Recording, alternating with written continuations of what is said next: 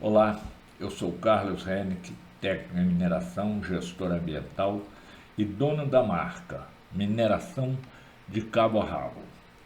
E hoje nós estamos já na aula número 5 do nosso curso Desmonte de Rocha com Explosivos, Noções de Plano de Fogo.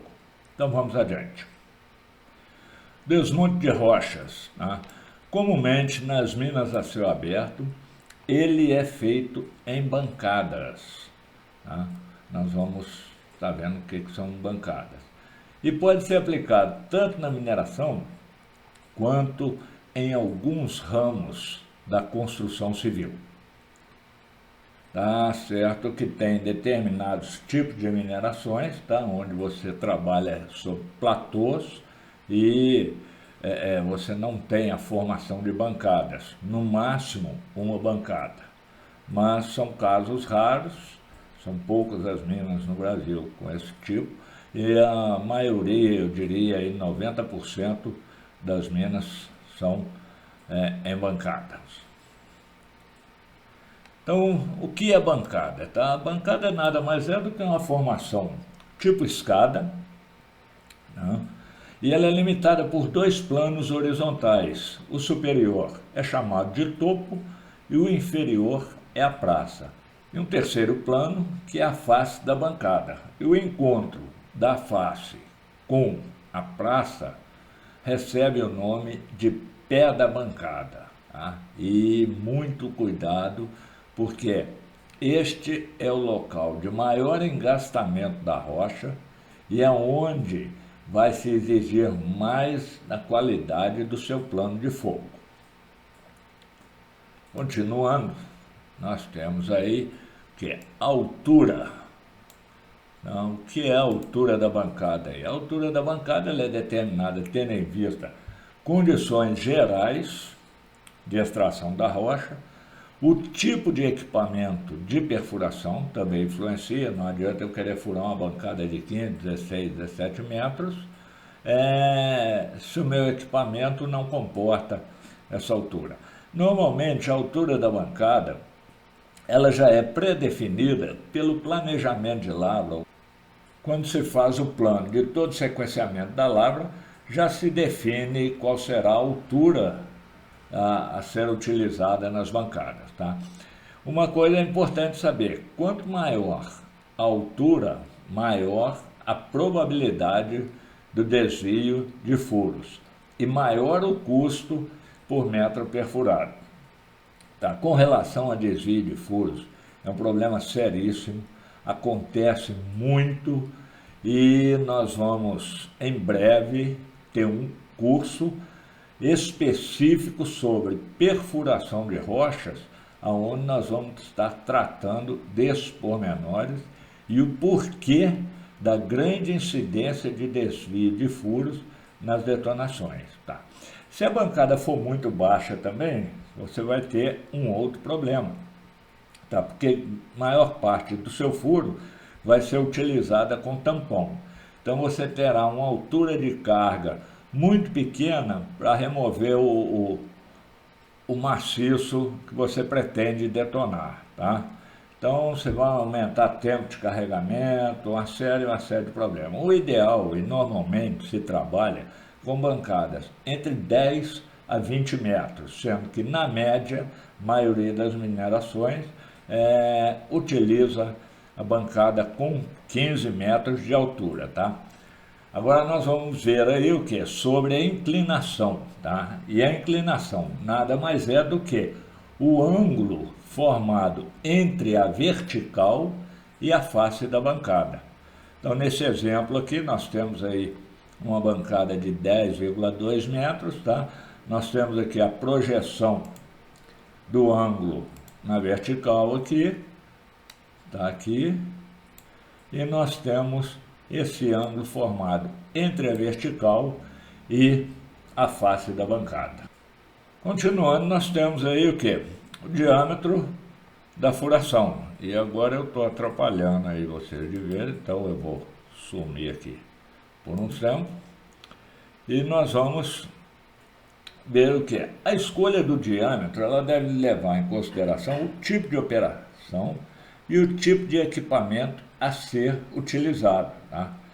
Lembramos que um diâmetro maior, ele é mais caro de perfurar, porém não podemos esquecer que a produção de rocha por metro perfurado também será maior, tá?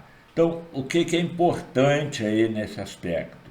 É uma análise, tá, do histórico que você tem, e aí você vai fazer um comparativo entre, um exemplo aí, você usa 3 polegadas na sua perfuração e você quer passar isso para 3,5.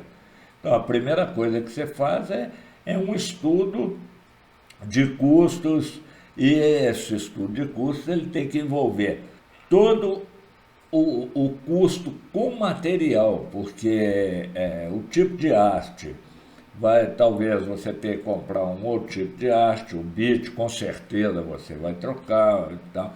E um outro aspecto é a limitação da sua perfuratriz, tá? Tem perfuratriz, por exemplo, se eu quiser furar com 4,5 polegadas, a perfuratriz ela não é projetada para furar este diâmetro. Então, se eu colocar 4,5 polegadas numa perfuratriz que não é projetada para isso, o que vai acontecer? Eu vou diminuir a vida útil do meu equipamento e em pouco tempo eu estou sem perfuratriz.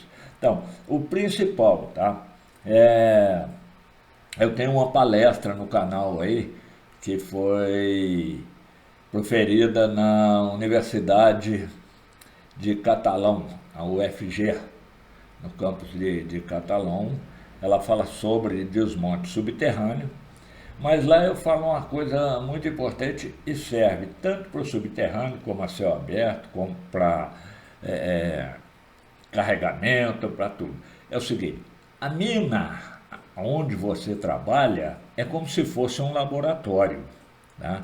Então ali você pode criar uma série de situações visando o quê? Aumentar performance, aumentar produção, aumentar produtividade, diminuir custo, mas cada coisa que você for fazer visando essas melhorias, tá? Você não pode estar mexendo em mais de uma coisa ao mesmo tempo. Como, por exemplo, nós estamos falando de diâmetro da furação. Eu quero aumentar o diâmetro de 3 para 3,5. Ah, mas eu também vou trocar o explosivo. Aí você vai fazer cagada, porque depois você não sabe o que deu certo, se foi o aumento de diâmetro ou a troca do explosivo, ou o que deu errado, entendeu? Então, utiliza o laboratório, que é a mineração que está sob o seu comando, para uma série de modificações, de testes, de trabalhos visando produtividade, visando redução de custo, mas uma coisa de cada vez. E o principal disso são as anotações. Você tem que ter um histórico de tudo isso aí. Porque não adianta também você, vou trocar de 3,5 para 3. Aí daqui 6 meses, fala, não, mas não está bom aí. Tá, vamos analisar. E você não anotou nada. Você não tem histórico nenhum, não tem um acompanhamento fotográfico, com mídias, com uma série de coisas que a tecnologia hoje proporciona. Então tá, muito cuidado com essas modificações. E continuando, nós temos o quê? Os explosivos. Por outro lado, nós temos aí os explosivos, né, extremamente importantes. A furação é toda feita para recebê-los de braço aberto ou de boca aberta, né? Furo de boca aberta para receber o explosivo. E esse explosivo ele tem que trabalhar adequadamente para que você tenha um desmonte satisfatório e um desmonte que venha a gerar uma grande produtividade nas tarefas subsequentes, que são carregamento, transporte, a britagem, a rebritagem. Uma coisa você pode ter em mente: um desmonte mal feito, ele não vai impactar somente na carga e no transporte, não. O impacto dele vai ser sentido lá na ponta, tá, do produto final. Você pode ter certeza disso. Se você fizer cagada no seu desmonte e ele sair uma porcaria, o britador vai sofrer, o beneficiamento vai sofrer, a moagem vai consumir muito mais, enfim, vai sobrar para o seu. Tá? Então, muito cuidado, capricha, gente, capricha, faz a coisa com calma. Hoje, a tecnologia está aí à disposição. Eu, no final desse vídeo aí, aliás, no final da aula 6, eu vou estar postando aí para vocês uma ferramenta, tá, para simulação. É uma coisa fantástica. É uma coisa fantástica. Você simula amarração, você simula, você vê a frente. Ó, é só um gostinho aí para vocês ficarem bastante curiosos aí. Me aguardem na aula 6 aí que nós vamos estar falando dessa ferramenta, tá? Então, continuando aí. De modo geral, quanto mais dura a rocha, maior deve ser a velocidade de detonação e a força do explosivo. Porém, rochas muito fissuradas, fragmentadas, explosivo de baixa velocidade deve ser preferível. E um outro detalhe: diâmetro adequado para o explosivo está relacionado com o diâmetro da furação. E aí você vai perguntar, bom, então, se eu furo por 3 polegadas, eu posso usar um explosivo de 3 polegadas, correto? Errado, erradíssimo, né? Porque esse explosivo de 3 polegadas para um furo de 3 polegadas, pode até ser que ele entre no furo, no primeiro furo, mas do terceiro em diante ele não entra mais. Ah, mas por que, cara? Eu estou furando com 3 polegadas? É, muito simples. Tá, em primeiro lugar, ele não vai entrar nem no primeiro, porque se você estiver usando cordel detonante como iniciação da sua carga, tá? Você tem que acrescentar neste diâmetro 3 polegadas de explosivo mais o diâmetro do cordel. Pronto, não desce, não passa. Tá? Uma outra coisa, e vamos ter o curso de perfuração, o curso completo, já falei com vocês, tá? Convido-os a assistir esse curso, porque vai ter muito macete, muita coisa importante para ser vista, tá? O bit desgasta. Então, quando eu compro ele chega na caixinha pintado de dourado, com os botãozinhos, assim, ó, coisa mais linda de se ver. Ele tem as 3 polegadas que eu preciso.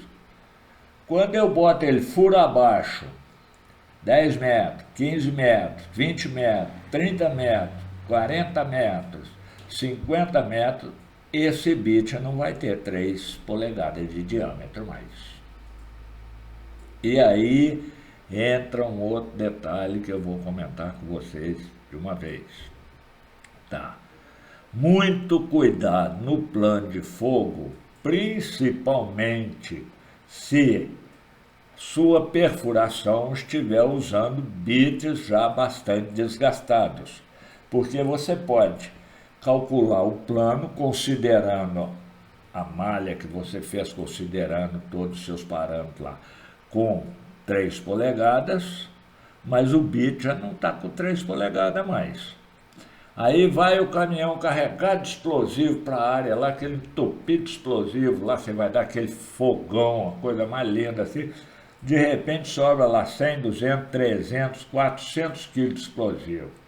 Aí você, pô, mas eu calculei direitinho, tá aqui, ó, 3 polegadas, o diâmetro do furo, tal, tá. Fiz e refiz os cálculos, eu calculei isso no Excel, tá, que é uma ferramenta excelente para se calcular um plano de fogo, e vocês vão ter um bônus no final desse curso, que será uma planilha para cálculo do plano de fogo, tá? Feita em Excel. E eu vou passar isso para vocês aí gratuitamente. Então, você olha, pô, o que foi? Tá, você esqueceu de levar em consideração o seu bit gastou. Então, o furo que no seu plano tem 3 polegadas de diâmetro, na realidade ele não tem mais. Ok? Vamos em frente. E chegamos então no tão falado, querido plano de fogo. Tá? Plano de fogo, para ficar bem caracterizado, ele tem que contemplar uma série de dados, nós vamos mostrar na figura a seguir, vamos comentar ela, além de conter quantidade explosiva, tipo de acessório, sequência de detonação, esquema de ligação, e se você quiser ele mais completo ainda, você vai pôr consumo de haste, consumo de bit e uma série de outras coisas que no decorrer do tempo aí nós vamos estar postando isso aí a Bangu para vocês ficarem top de linha, cobra criada em plano de fogo e em perfuração e em detonação. Eu quero que passar a minha experiência de mais de 40 anos em mineração e grande parte dessa trabalhando com desmonte para vocês, tá? A teoria, a escola ensina, prepara, mas a prática te molda. E a prática tem os macetezinhos, os pulos do gato lá, que muitas vezes você demora a aprender. Então eu estou dando isso aí de graça para vocês. Então vamos ver lá. Elementos da bancada e o plano de fogo. Agora, pessoal, paciência aí, que tem hora que eu embanando aqui, mas vamos pegar aqui uma canetinha aqui amarela e vamos começar. Nós vamos falar aqui, ó, afastamento nominal e espaçamento nominal. O que é isso? O afastamento nominal ou afastamento de marcação, espaçamento de marcação, ou simplesmente afastamento e espaçamento, nada mais são do que o seguinte: afastamento, a distância da crista do banco ou da face da bancada até a primeira linha de furo. Isso aqui é o afastamento. De uma linha para outra também, você tem o afastamento, e assim sucessivamente. Se tiver 3, 4, 5 linhas, tá? O afastamento vai ser considerado em relação à face da bancada e a sua linha de furos. Tá. Já o espaçamento, ele é considerado a distância entre 2 furos de uma mesma linha. Então aqui está o nosso espaçamento. Tá? Então, afastamento, distância do furo ou da linha à frente da bancada, e espaçamento, distância dos furos de uma mesma linha, distância entre os furos de uma mesma linha. Nós vamos pular afastamento efetivo, espaçamento efetivo, que daqui a pouco nós vamos falar sobre isso. Tá. Altura da bancada. A altura da bancada é aquela de projeto. A bancada tem 10 metros de altura, ou 12, ou 15, ou 18, isso aí está lá no projeto. Agora, o interessante é que você tenha um acompanhamento topográfico aqui, porque nem sempre você vai ter essa altura conforme planejado. Está planejado 10 metros, mas às vezes seu fogo aqui comeu demais, isso aqui está com 9,50 e tal. Então, a altura, ela deve ser sempre fornecida pela topografia. Você tem que ter o setor de topografia na sua empresa que lhe forneça esses dados. Tá? Então ele vai lá, ele vai nivelar a praça, nivelar o topo e vai te dar o quê? A altura da bancada, inclusive até melhor, ele vai te dar qual que é o comprimento que você deve furar aqui em cada furo do seu plano de fogo, ok? Avanço do fogo nada mais é do que o volume que eu pretendo retirar com meu fogo. Então, um exemplo, tá? Se eu tenho um afastamento de 3 metros e 3 linhas, consequentemente eu vou ter aqui 9 metros de comprimento aqui, né? Então, 9 metros vai ser o quê? O avanço do meu fogo. Carga, não, vamos pular a carga de coluna aqui, vamos falar aqui do tampão. O que é o tampão? Deixa eu trocar a corzinha. Tá? O tampão é essa parte superior do furo aqui, ó. Então, mal para desenhar hoje. Que não leva explosivo. Qual que é a finalidade do tampão? Reter os gases da detonação, evitando que você tenha fuga de gases pela parte superior do furo e, consequentemente, você tenha problema na sua detonação. Então, o tampão tem que ser muito bem dimensionado e o material de tampão também deve ser muito bem selecionado. E qual que é o melhor material para tampão, cara? Brita. E não é aquela britinha fininha, não. Se tiver aí brita 2, brita 3, é o ideal. Porque isso aqui, quando detona aí o tampão é de brita aqui, essa brita forma um engastamento aqui que não escapa nada. Na falta disso, se você não tiver condições de ter brita ou de levar brita até lá, bom, aí é o pó do furo mesmo. Pega aqui no formigueiro do furo aqui, empurra isso com enxada, com pá, com o pé, e tudo bem. Subfuração. Subfuração, meus amigos, é de extrema importância. Por quê? Lembra que eu falei com vocês aqui que essa parte aqui, ó, do pé da bancada é a parte mais engastada, né, e mais difícil de sair? Então, a subfuração, o objetivo dela é facilitar o arranque desse material aqui, ó.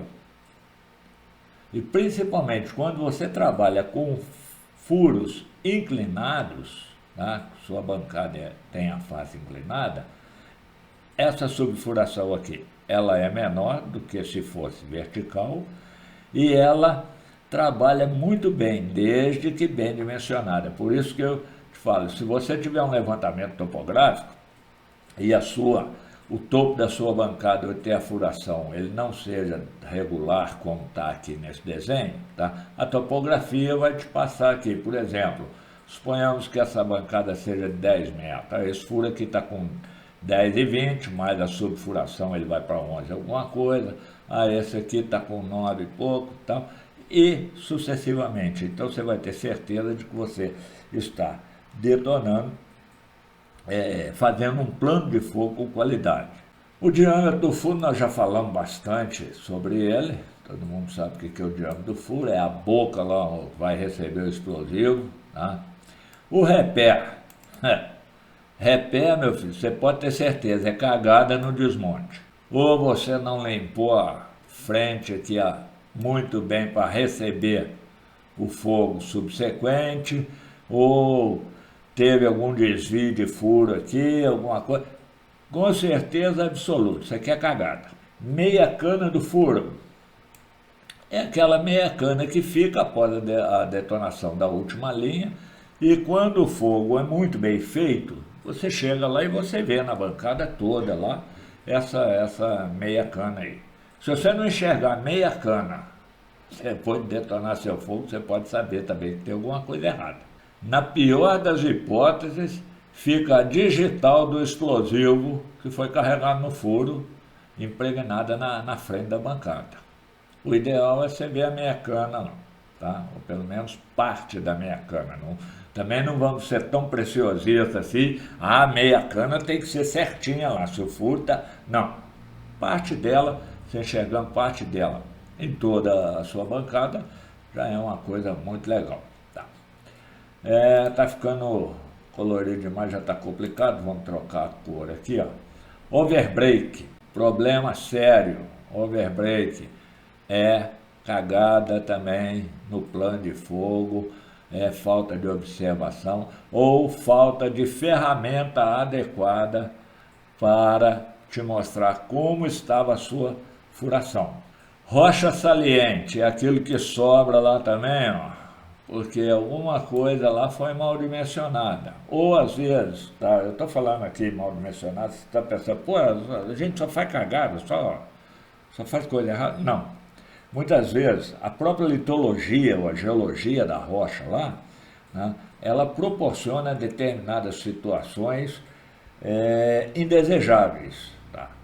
O que cabe ao técnico, ao supervisor que está na frente de lá? Observar esse detalhe aí, né, e buscar mitigar esses impactos aí, porque isso pode vir a trazer um acidente. Fenda de tração, aí tem muito a ver com a geologia, tá? Então, quando eu falo, você tem que fazer um plano de fogo, e esse plano de fogo tem que ser multidisciplinar aí, porque você precisa conhecer a geologia da sua rocha, você precisa conhecer o relevo da sua rocha, tá?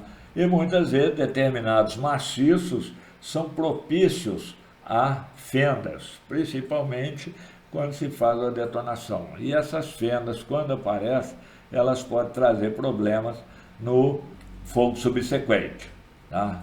Como aqui, ó, trincamento do maciço também. Uma outra coisa que às vezes é muito comum, e esse calcário então é demais, tá? É grutas ou passagens, tá? Chamado de passagem, que são espaços vazios no meio da rocha lá e de repente o cara tá furando, pega aquele vazio e daí a pouquinho ele pega a rocha de novo, continua furando, entrega a furação e não anota lá que no furo 22 a 5 metros de profundidade tinha uma passagem. E ele não te informa disso. Aí você vai lá com o seu caminhão de bombeado ou com o seu caminhão de explosivo e cartuchado e vai jogando banana nesse furo. Só que chega nesses 5 metros aí, em vez do explosivo descer no furo, ele começa a espalhar pela fenda. Tá? Muito cuidado, muito cuidado. Já aconteceram acidentes graves e até mesmo fatais por causa disso. Um descuido no carregamento, o furo estava previsto receber em torno de 100 quilos de explosivo bombeado, foi colocado 100 quilos, mediram e o explosivo não subiu no furo. Pensaram que tinha acontecido alguma falha com o caminhão de bombeamento e botaram mais 100 quilos. Conclusão: voou um bloco dessa detonação a 500 metros de distância e matou uma pessoa que estava na empresa e não tinha nada a ver com desmonte de rocha. Muito pelo contrário, era um entregador, estava lá fazendo o serviço dele. Então, cuidado, principalmente quem trabalha em calcário sabe muito bem do que eu estou falando. Passagens, trincas, fissuras são problemas sérios, né? E cratera também, às vezes o seu material aqui, ó, foi tão forte, tão forte, tão forte, mas o entorno do seu furo estava tão fraturado que o explosivo arrancou o tampão com o entorno todinho e criou uma cratera lá. No próximo fogo você pode ter problema com isso aí. Carga de coluna é aquela carga que vai entre a carga de fundo e o tampão. E a carga total, não precisa dizer, é a soma disso tudo. Certo? Correto? Agora vamos lá. Por que, cara, que você deixou o afastamento efetivo e o espaçamento efetivo para o final? Pelo seguinte, bastante atenção. Você fez o seu plano de fogo, desenhou o croquis, seja no AutoCAD, seja no papel mesmo, com caneta, onde quer que seja, você fez isso tudo e simulou a sua amarração para o plano de fogo que você fez, baseado no afastamento e no espaçamento que você tinha marcado. E nesse plano de fogo seu, você imaginou isso aqui, ó. Eu vou soltar esse fogo em linha. Eu vou amarrar aqui em linha. vou fechar nas pontas e nas duas pontas. Nunca se fecha numa ponta só, se fecha nas duas, porque se houver falha de um lado, o fogo percorre pelo outro. Vou colocar os retardos necessários e vou iniciar o meu fogo. Até aqui tudo bacaninha, tá? Mas e aí, Carlos? Ainda não entendi nada do que você está falando. Tá, só que você pegou esse plano de fogo seu, passou para o seu blaster e deu para ele lá e falou, ó, vai lá, carrega, amarra e detona. Aí o blaster falou, pô, se eu tirar isso aqui em espinha de peixe, o resultado é melhor. Eu já fiz um fogo assim uma vez e moeu, que foi uma maravilha. Eu vou amarrar isso tudo aqui, ó, espinha de peixe aqui, ó, só para ajudar o supervisor lá, que ele vai agradecer depois. E você é daqueles supervisores que confia na equipe que você tem, tá? Principalmente para se amarrar fogo aí, você tem plena confiança no seu blaster. Aí você não vai lá conferir. Então, essa distância aqui, ó, formada pela amarração, vai dar um afastamento maior do que o afastamento que você estava prevendo. O fogo pode sair, vai sair, quer ou não, ele vai sair. Só que ele pode sair não com aquela qualidade que você esperava, mas um fogo comprometido.